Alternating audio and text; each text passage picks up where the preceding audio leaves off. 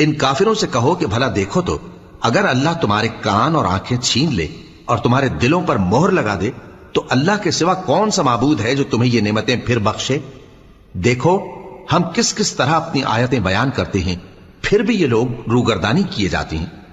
कहो कि भला बताओ तो, अगर तुम पर अल्लाह का अजाब बेखबरी में या खबर आने के बाद आए तो क्या जालिम लोगों के सिवा कोई और भी हलाक होगा।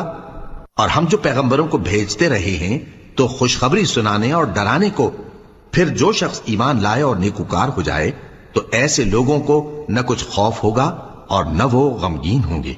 और जिन्होंने हमारी आयतों को झुटलाया उनकी नाफरमानियों के सबब उन्हें अजाब पहुंचेगा। कह दो कि मैं तुमसे ये नहीं कहता कि मेरे पास अल्लाह ताला के खजाने हैं, और न ये कि मैं गैब जानता हूं, और न तुमसे ये कहता हूं कि मैं फरिश्ता हूं।